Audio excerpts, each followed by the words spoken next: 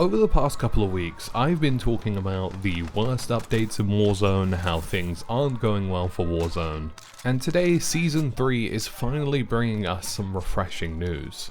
Now, I'm not talking about the new map, I'm not talking about the new event, I'm not talking about any of that, because quite frankly, I don't really care where we play, so long as Warzone is reasonably balanced. Yes, I would like a new map in a new place, but ultimately I think balancing and core gameplay is critically important. I have to say, these update notes are some of the most impressive update notes I've seen to Warzone to date. It's easily probably one of the most comprehensive rundowns of every problem in Warzone, and really impressive. There's lots of really good stuff here, from actual weapon balancing to increasing diversity in game, and even identifying underlying issues with Warzone. So let's dive on into the patch notes. To start with, the Cold War AK-47 has had a recoil adjustment, and apparently at the moment they believe that it has far too many downsides versus upsides, and if you're a good recoil control player, you'll now find the AK-47 effective at most ranges.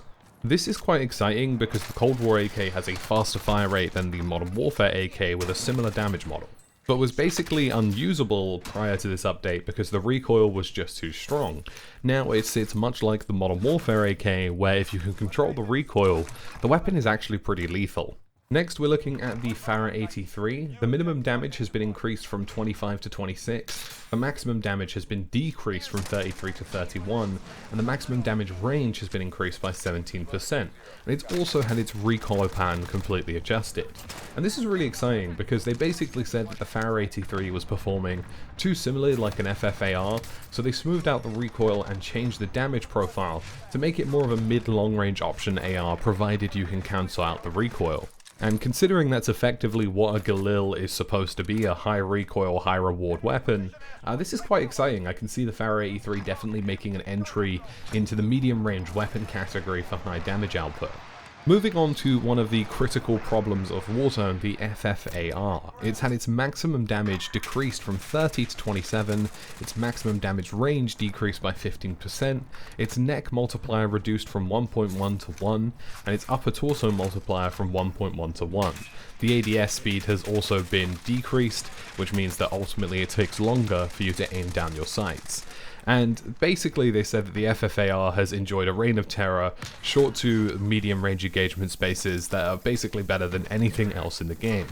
They said when a weapon is so ruthlessly efficient that it pushes the entirety of a weapon category out of viability, it needs to be addressed. So they're talking about the fact that SMGs were basically pointless. And finally, the FFAR seems to be in a really good place, and after some testing, I can kind of confirm the same thing. It still is a really fast fire rate weapon, but the damage has definitely been reduced, and won't be a close range killing machine that you've seen it be before. Next up, the Groza has been changed, and this is such a good patch. Honestly, this is so good. I'm just going to read the description first before I do this. It says, "This change is more of a precaution. We expect in the absence of the FFAR, the Groza would rise and take its place. While there always will be a meta, we want the meta to exist in a TTK range that is a bit higher than where we are currently." I can't believe it. They actually changed the time to kill. It's beautiful.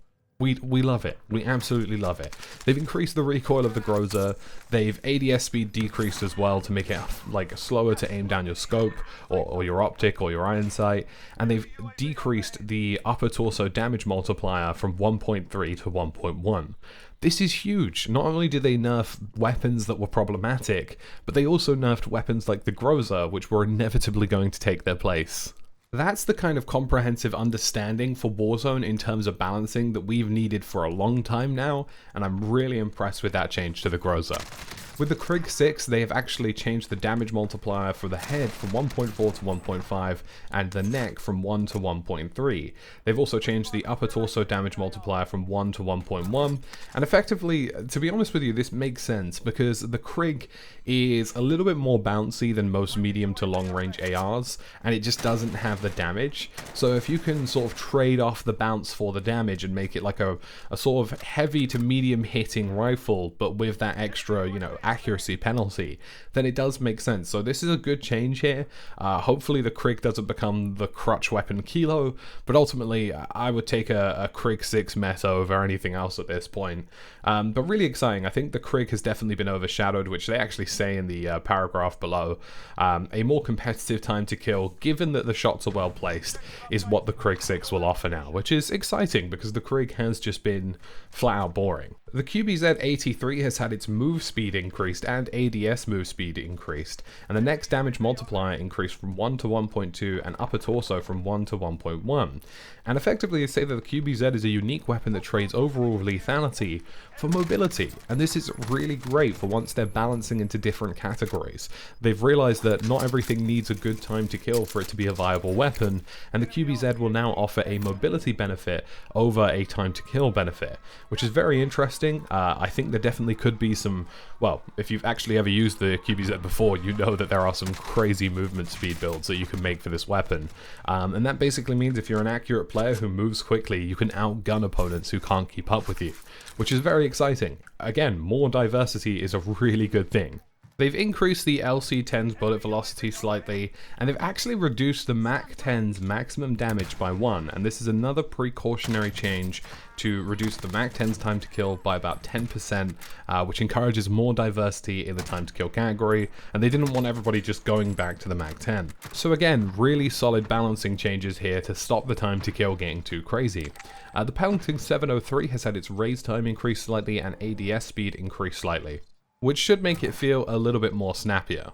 Now on to other weapons which plague the game, the Aug and M16. The Aug has had its time between bursts increased by 33% and its neck damage multiplier reduced from 1.8 to 1.3.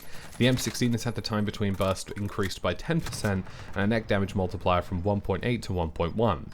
They were basically saying that the M16 and Aug were able to reach fire rates that allowed the person using the weapon to basically negate all of the downsides of a burst weapon, namely being that you need to be accurate. Because they burst so quickly, you basically didn't need to be accurate, and now they've kind of changed that. They've also changed some of the fire rates to some of the barrels, so you'll now need to aim more accurately and more efficiently to try and get some of these shots off, and not just spam the Aug and M16, which is a very welcome change. Multiple of the M16 and Aug barrels have had the increase to fire rate reduced by anywhere between 59, 58 to up to 66%, which is really impressive and really solid movements to just make things better. Interestingly, in the patch notes again, they actually noted in the attachment segment that they are looking at certain things such as the Ghost perk, which at the moment just has basically no downsides. And they're also looking at monolithic suppressors and agency suppressors as well, to see if they could mix up the meta a little bit and make other perks and other attachments more viable. This is again super interesting because many people will agree that basically suppressors are a necessity in Warzone, which shouldn't really be the case, to be honest with you. So it's really interesting to see that this is going ahead. So it looks as though this is probably one of the most comprehensive and strong updates in a very long time. I'm interested to see whether or not the PPSH will be specifically unbalanced. It probably will be pretty strong. Most of the new weapons I think will be decently strong, but I think in line with this update, we won't see any emerging, mostly dominant metas for at least a little while.